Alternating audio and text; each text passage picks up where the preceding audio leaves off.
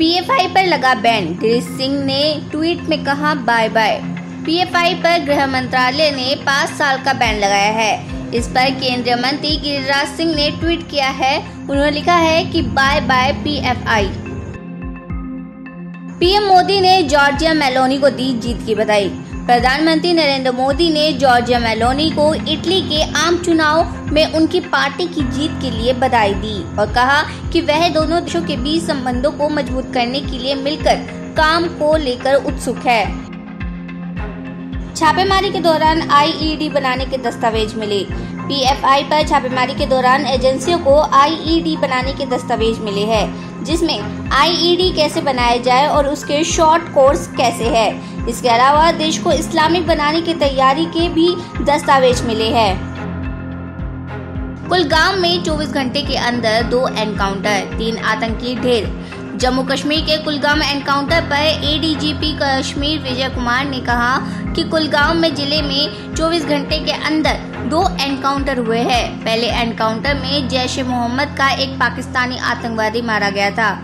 दूसरे एनकाउंटर में जैश-ए-मोहम्मद के 2 लोकल आतंकवादी मारे गए थे। ऑपरेशन हम और बढ़ा रहे हैं। अभिव्यक्ति की स्वतंत्रता के दुरुपयोग मामले पर सुप्रीम कोर्ट 15 नवंबर को करेगी सुनवाई।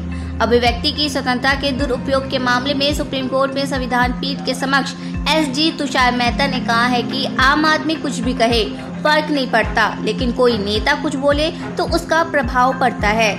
इस दिशा में ध्यान देने की जरूरत है। सुप्रीम कोर्ट ने 15 नवंबर को मामले पर सुनवाई करने का फैसला लिया है।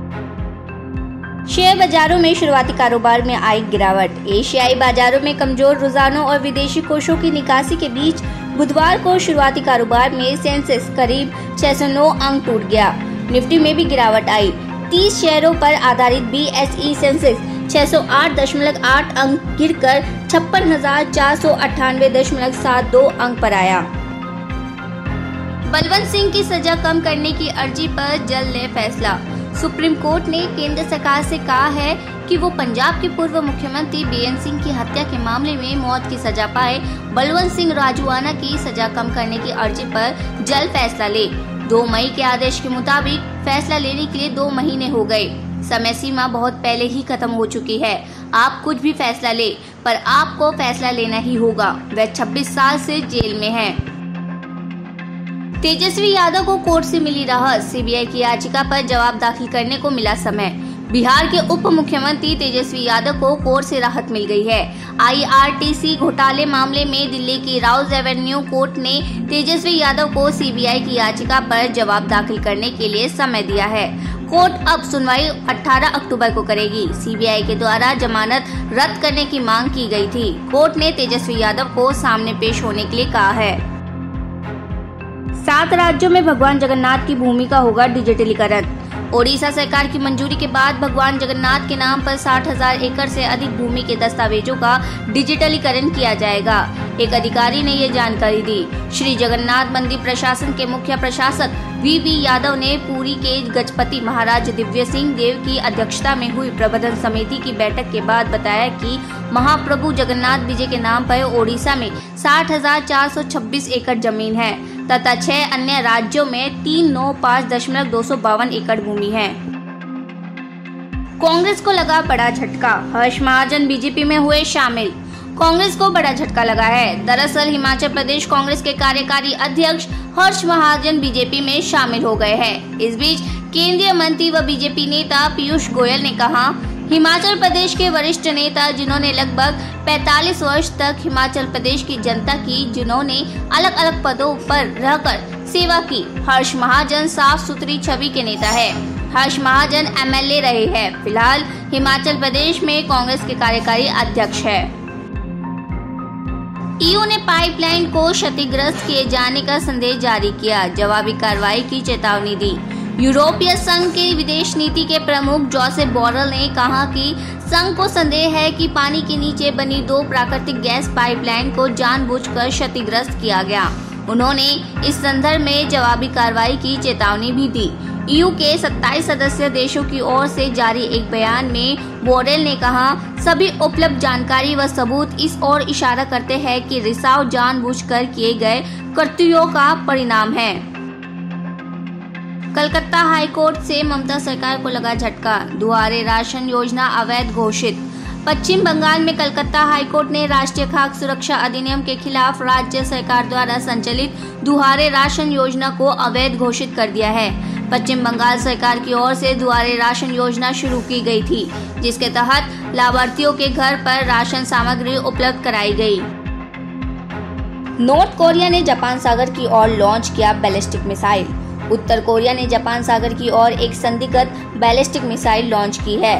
प्रशासन की पुष्टि जापान के प्रधानमंत्री कार्यालय, जापानी तटरक्षक बल और दक्षिण कोरिया के संयुक्त चीफ ऑफ स्टाफ दोनों ने की है। दक्षिण कोरियाई समाचार साइट योनहाप के अनुसार सैन्य अधिकारी इस लॉन्च का विश्लेषण कर रहे हैं कि किस तरह की मिसाइल का परीक्षण किया गया है।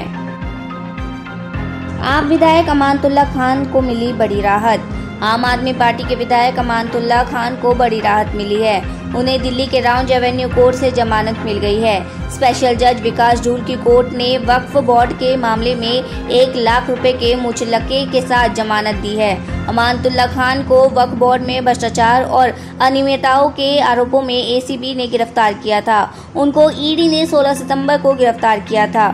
9 दिन तक एसीबी की रिमांड पर रहने के बाद कोर्ट ने 26 सितंबर को अमानतुल्लाह खान को न्यायिक हिरासत में जेल भेज दिया था।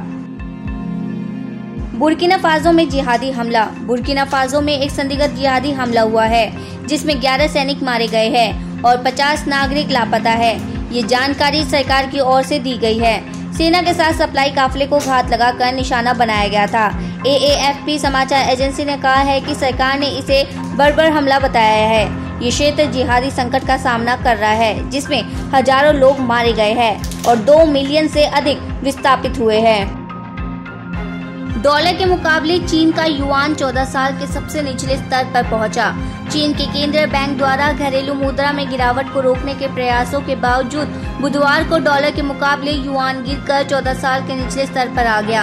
अमेरिका के केंद्रीय बैंक फेडरल रिजर्व द्वारा ब्याज दरों में वृद्धि के बाद ऊंचे रिटर्न की संभावना ने निवेशकों को अपनी मुद्राओं को डॉलर में बदलने के लिए प्रेरित किया है। सुप्रीम कोर्ट ने इशरत जहां एनकाउंटर केस की जांच में शामिल रहे IPS अधिकारी चंद्र वर्मा की बर्खास्तगी के केंद्र के आदेश पर रोक लगाने से इनकार किया। हालांकि सुप्रीम कोर्ट ने दिल्ली हाई कोर्ट से सतीश वर्मा की याचिका पर 22 नवंबर से सुनवाई करने को कहा है। इससे पहले दिल्ली हाई कोर्ट ने वर्मा को कोई भी अंतरिम राहत देने से इनकार कर दिया और मामले की सुनवाई को जनवरी 2023 तक टाल दिया। सेवा शर्तों की अवहेलना के आरोप में सतीश चंद्र वर्मा को भारतीय पुलिस सेवा से बर्खास्त किया गया है। 5 दिन की CBI रिमांड पर भेजे गए विजय नायर। दिल्ली की राउंड एवेन्यू कोर्ट ने विजय नायर को CBI रिमांड पर भेज दिया है। स्पेशल जज MK नागपाल की कोर्ट ने विजय नायर को 5 दिन की CBI रिमांड में भेजा है। CBI ने कोर्ट से 7 दिन की रिमांड मांगी थी। एजेंसी ने आबकारी नीति में भ्रष्टाचार के आरोप में विजय नायर को मंगलवार को गिरफ्तार किया था। स्वतंत्रता संग्राम में क्रांतिकारी भगत सिंह द्वारा किए गए सर्वोच्च बलिदान को याद करने के लिए पंजाब के बरनाला के अनाज मंडी की ओर जाने वाली सभी सड़कों पर कृषि संगठन ने सरकारी कार्यों के समानांतर विशाल रैली का आयोजन किया।